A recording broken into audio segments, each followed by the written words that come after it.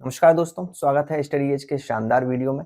फिर से हम स्टार्ट करने वाले हैं एक नई सीरीज जो कि आपकी प्राथमिक शिक्षक भर्ती परीक्षा में आपको मदद करेगी। हम इस सीरीज में बाल विकास एवं शिक्षा शास्त्र, जैसा कि आप देख सकते हैं आपकी स्क्रीन में, बाल विकास एवं शिक्षा शास्त्र से संबंधित क्वेश्चंस करने वाले हैं जो कि प्रीवियस ईयर में पूछे गए हैं। चाहे वो सीटेट हो, प्राथमिक शिक्षक भर्ती परीक्षा जो हो चुकी है, या फिर माध्यमिक शिक्षक भर्ती परीक्षा, जहाँ जहाँ भी क्वेश्चन आए हैं महत्वपूर्ण लगते हैं मुझे, तो मैंने बहुत सारे क्वेश्चन जो है कलेक्ट किए हैं और उसी को हम करने वाले हैं। ये है सेट नंबर 1 और ये कब तक चलेगा? जब तक कि आपकी परीक्षा हो नहीं जाती, तब तक हम डेली जो है क्वेश्चन का अभ्यास करेंगे।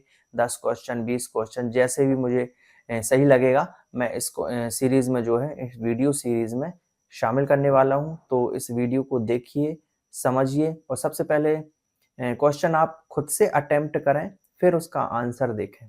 ठीक है, चलिए स्टार्ट करते हैं, ज़्यादा विलंब नहीं करूँगा। तो इस सीरीज का पहला क्वेश्चन है, क्वेश्चन नंबर 1। जब किशोर में किसी वस्तु, समस्या या परिस्थिति के लिए निजी स्तर पर निर्णय लेने की क्षमता का विकास परिपक्व होने लगता है तो उसे क्या कहा जाता है? ठीक है, जब कोई बच्चा किशोर अवस्था में होता है तो वस्तु, समस्या, परिस्थिति के लिए जब वो खुद से सोचने लगता है, उसको कौन सा विकास कहते हैं? ऑप्शन नंबर ए है आपका भाषाई विकास, सामाजिक विकास, ठीक है, मनोगत्यात्मक विकास, या फिर संज्ञानात्मक विकास। दोस्तों आपने पढ़ा होगा संज्ञानात्मकता का विकास किसने दिया था? जीन पियाजे ने। तो इसका आंसर भी यही है, ऑप्शन नंबर डी। जीन पियाजे का संज्ञानात्मक विकास का सिद्धांत आपको पढ़ना है, बहुत ही महत्वपूर्ण है और उससे कोई सा भी क्वेश्चन बन सकता है। तो इसका आंसर क्या है? संज्ञानात्मकता का विकास। चलिए आगे बढ़ते हैं। क्वेश्चन नंबर 2 है, बाल विकास को प्रभावित करने वाले कारक होते हैं। कौन कौन से कारक हैं जो बाल विकास को प्रभावित करते हैं? ऑप्शन नंबर ए है केवल आंतरिक कारक, केवल बाह्य कारक, ए और बी दोनों, उपरोक्त में से कोई नहीं। मैं आपसे रिक्वेस्ट करूंगा आप सबसे पहले क्वेश्चन पढ़ें और उसके ऑप्शंस पढ़ें और फिर खुद से ट्राई करें, तभी आपसे बाल विकास बनेगा। बहुत ही सोचने समझने वाला सब्जेक्ट है ये, खुद से कोशिश करेंगे, बहुत ही आसान क्वेश्चन होते हैं। ठीक है, बाल विकास को प्रभावित क्या करता है? केवल आंतरिक कारक या बाह्य कारक? तो दोस्तों दोनों ही कारक जो है प्रभावित करते हैं। एक तो उसका जो आंतरिक कारक, या हम बोल सकते हैं जीन्स या अनुवांशिकी, ठीक है। दूसरा बाह्य कारक, उसका वातावरण, परिस्थिति कैसा है। तो दोनों कारण जो है बाल विकास को प्रभावित करते हैं। इसका आंसर क्या हो जाएगा हमारा? ऑप्शन नंबर सी, ए और बी दोनों। प्रश्न नंबर 3 है, निम्नलिखित में से कौन सा बाल विकास का सिद्धांत नहीं है? विकास के सभी क्षेत्र महत्वपूर्ण हैं, सभी विकास तथा अधिगम एक समान गति से आगे बढ़ते हैं, भ्रूण अवस्था से प्रारंभ होकर वृद्धावस्था तक चलता है, ठीक है, विकास निरंतर चलने वाली प्रक्रिया है। तो इसमें से कौन सा सिद्धांत नहीं है?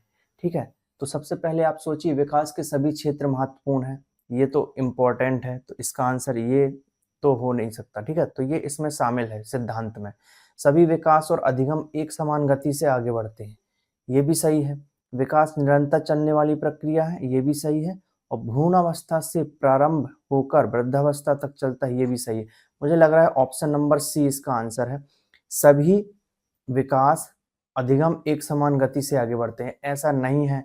आपने देखा होगा अलग अलग प्राणियों में अलग अलग तेजी से, अलग अलग जो उनकी गति होती है विकास की, अलग अलग होती है। ठीक है, कई बार आपने देखा होगा कि छोटे जो जंतु होते हैं, बिल्ली जो है उस गति से बढ़ेगी जो उसकी प्रजाति बढ़ती है, जबकि जिराफ उस गति से बढ़ेगा उसकी प्रजाति से।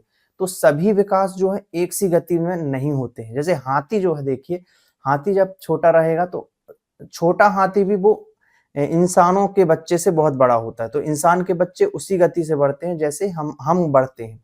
ठीक है, तो सभी प्राणियों की अलग अलग गति होती है, यानी कि सभी विकास तथा अधिगम एक समान गति से आगे बढ़ते हैं, ये गलत चीज है। इसका आंसर हो जाएगा सी, क्योंकि इसमें बाल विकास का सिद्धांत नहीं है पूछा था। तो बाल विकास का सिद्धांत कौन कौन से होगा? विकास के सभी क्षेत्र महत्वपूर्ण हैं, भ्रूण अवस्था से प्रारंभ होकर वृद्धावस्था तक चलता है, ये भी सही है। और विकास जो है निरंतर चलने वाली प्रक्रिया है, ये भी इसका सही है। तो इसका ऑप्शन नंबर सी जो है आंसर बन जाएगा। क्वेश्चन नंबर 4 में आते हैं। सॉरी, निम्नलिखित में कौन सा वंशानुगत प्रभाव बालकों पर पड़ता है? तो ऑप्शन नंबर है शारीरिक लक्षणों पर, चरित्र पर या बुद्धि पर प्रभाव। तो कौन सा ऐसा कारक है जो बालकों के ऊपर पड़ता है? वंशानुगत प्रभाव कौन सा है जो बालकों पर पड़ता है, ये पूछ रहा है प्रश्न। तो ये सिद्धांत दिया था किसने? गाल्टन ने दिया था। कब दिया था? 1977 में। ठीक है, आपने जो पढ़ा होगा यदि गाल्टन का सिद्धांत, तो 1977 में गाल्टन ने बताया था कि बालकों पर वंशानुगत का प्रभाव पड़ता है, चाहे वो शारीरिक लक्षण हो, चरित्र का प्रभाव भी पड़ता है बालकों पर, और बुद्धि का भी। तो इसका आंसर क्या हो जाएगा? उपरोक्त सभी। आगे बढ़ते हैं। मानसिक विकास को प्रभावित करने वाले कारक हैं। मानसिक विकास को क्या क्या प्रभावित करता है? ऑप्शन देखिए, वंशानुक्रम, बिल्कुल सही, वंशानुक्रम जो है प्रभावित करता है मानसिक विकास को। बी, परिवार का वातावरण, ये भी प्रभावित करता है। परिवार की सामाजिक स्थिति, ये भी जो है मानसिक विकास को प्रभावित करता है। तो इसका आंसर क्या हो जाएगा? उपरोक्त सभी। Option number D is right answer. प्रश्न नंबर 6वां है, सामाजिक सीखना है, सामाजिकरण सीखना है जो सीखने वाले को सामाजिक कार्य करने योग्य बनाता है।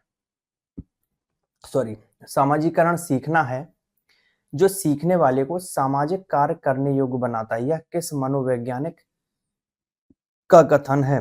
तो ये आंसर है जॉनसन का। तो मनोवैज्ञानिक थे जॉनसन, उन्होंने सामाजिकरण के बारे में जो है सिद्धांत दिया था। ठीक है, इसमें मैं और भी चीजें आपको बता देता हूं। जो जॉनसन ने क्या बताया था कि सामाजिकरण एक प्रकार का सीखना है जो सीखने वालों को सामाजिक कार्य करने योग्य बनाता है। मानव एक सामाजिक प्राणी है। ठीक है, समाज से व्यक्ति सीखता है, बालक जो है बहुत सारी चीजें समाज से सीखता है। तो ये सिद्धांत दिया था जॉनसन ने। तो इसका आंसर है सी, जॉनसन। प्रश्न नंबर 7 है, जीन पियाजे के, यहाँ पे जीन है, ठीक है, जॉन लिखा है। जीन पियाजे के संज्ञानात्मक विकास की किस अवस्था में बच्चे आंख, कान एवं नाक से सोचते हैं? तो जीन पियाजे की संज्ञानात्मक विकास का जो सिद्धांत था, उनमें 4 जो है अवस्थाएं थी। पहली अवस्था थी संवेदी प्रेरक अवस्था, दूसरी पूर्व संक्रियात्मक अवस्था, तीसरी संक्रियात्मक अवस्था और चौथी थी अपूर्व संक्रियात्मक अवस्था। तो बच्चा जो है संवेदों से, मतलब अपने सेंसरी ऑर्गन से बच्चा जो है सोचता है। उसमें कौन सी थी? पहली अवस्था थी संवेदी प्रेरक अवस्था। उसमें बच्चा जो है अपने आंख, कान, नाक, जो संवेदी अंग हैं, उससे सोचता था। ये सिद्धांत दिया था जीन पियाजे ने। इसको क्या बोलते हैं? संज्ञानात्मक विकास का सिद्धांत। बहुत इंपॉर्टेंट है, इसको आप पढ़ेंगे। ठीक है, और इससे एक ना एक क्वेश्चन आना है। पहले भी एक क्वेश्चन अभी हम इसका कर चुके हैं, संज्ञानात्मक विकास का सिद्धांत का। चलिए बढ़ते हैं 8वें प्रश्न की तरफ। शिक्षण का सत्तावादी स्तर है। सत्तावादी मतलब पुराना विचार शिक्षण पद्धति का। तो ऑप्शन है शिक्षक केंद्रित, छात्र केंद्रित, प्रधान अध्यापक केंद्रित या फिर अनुभव केंद्रित। तो जो शिक्षण का सत्तावादी स्तर का सिद्धांत था, शिक्षक केंद्रित था। पहले जो शिक्षण पद्धति थी क्या था? शिक्षक केंद्रित थी। शिक्षक जो है सेंटर में होता था। बच्चा पढ़ रहा है, नहीं पढ़ रहा है, क्या प्रतिक्रिया दे रहा है, कोई मतलब नहीं। शिक्षक ने पढ़ा दिया है, बच्चे ने सुना नहीं सुना, क्या सीखा, उससे कोई मतलब नहीं था। तो ये कौन सा सिद्धांत कहलाता था? शिक्षक केंद्रित। लेकिन आज की शिक्षण पद्धति क्या है? छात्र केंद्रित है। दोस्तों, बाल विकास के जब आप क्वेश्चन करेंगे ना, छात्र को सेंटर में रख के करना, आधे क्वेश्चन आपके सही हो जाएंगे।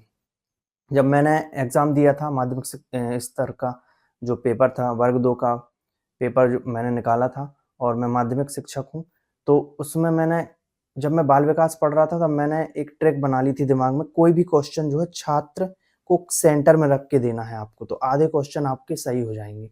किसी भी हाल में आपको छात्र को सर्वोपरि बना देना है। ठीक है, तो आपके देखना, आप ऐसा करके देखिए, अपने आप आपके आंसर जो है सही होने लगेंगे बाल विकास के।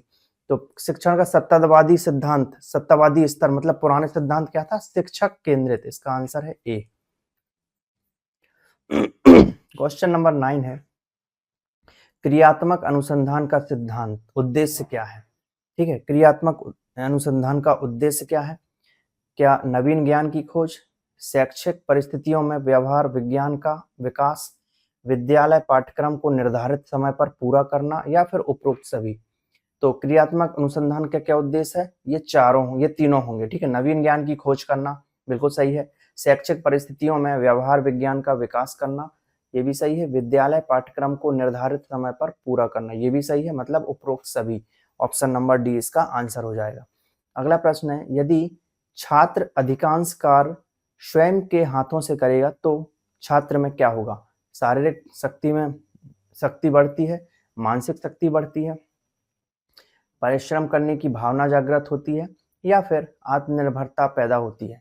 तो जाहिर सी बात है, छोटी सी चीज है दोस्तों, छात्र जब खुद स्वयं काम करेगा तो क्या होगा? आत्मनिर्भरता में वृद्धि होगी, ठीक है। छोटी छोटी चीजें हैं, आपको सोचना है, और आपके जो दैनिक जीवन में आप देखते हैं, बच्चों को देखते हैं, और उनसे वो अनुभव जो है अपने इस आंसर देने में आप लगाएंगे तो जल्दी से आपका आंसर सही हो जाएगा। बाकी कोई रॉकेट साइंस नहीं है बाल विकास, लेकिन इसकी भाषा थोड़ी सी कठिन लगती है, इसलिए थोड़ा कठिन सब्जेक्ट लगने लगता है। लेकिन आप बार बार क्वेश्चंस करेंगे ना तो ये बिल्कुल आसान हो जाएगा। मैं अपना अनुभव शेयर करना चाहूँगा। जब मैं तैयारी कर रहा था तो थ्योरी पढ़ता था दोस्तों, तो थ्योरी पढ़ा, ठीक है। जब मैं क्वेश्चन करने जाता था मुझसे बिल्कुल भी नहीं आता था, क्वेश्चन जो है गलत हो जाते थे। फिर मैंने ज़्यादा से ज़्यादा क्वेश्चन करने शुरू किए, ऑब्जेक्टिव टाइप एमसीक्यू करो, और फिर क्वेश्चन पढ़ो, उसके जो ऑप्शन पढ़ो, फिर आपको एक हिट होने लगता है। आप 100-200 क्वेश्चन कर लेते हैं ना, तो अपने आप आंसर सही होने लगते। तो मैं आपको यही सलाह दूंगा कि बाल विकास की जब तैयारी करते हैं तो थ्योरी से ज़्यादा आप क्वेश्चंस को पढ़ें और प्रैक्टिस ज़्यादा करें, तो अपने आप आपके आंसर जो हैं सही होने लगेंगे। तो इस वीडियो में हम 10 क्वेश्चन ही शामिल किए हैं, अगले वीडियो में देखते हैं, और ज़्यादा बढ़ाने की कोशिश करूँगा। और यदि आप इस सीरीज़ को चाहते हैं तो कमेंट बॉक्स में ज़रूर लिखें, और इस वीडियो को ज़्यादा से ज़्यादा शेयर करें। जो भी वर्ग 3 की तैयारी कर रहा है, मध्य प्रदेश प्राथमिक शिक्षक पात्रता परीक्षा की जो भर्ती परीक्षा होने वाली है उसकी। तो मिलते हैं अगले वीडियो में, सेट 2 लेके आता हूँ, और डेली ये वीडियो आने वाले हैं, और जब तक आपकी परीक्षा नहीं होती, ठीक है। तो ज़्यादा से ज़्यादा शेयर करें वीडियो पसंद आया तो लाइक करें, और चैनल को सब्सक्राइब करना बिल्कुल भी ना भूलें। मिलते हैं अगले वीडियो में, धन्यवाद।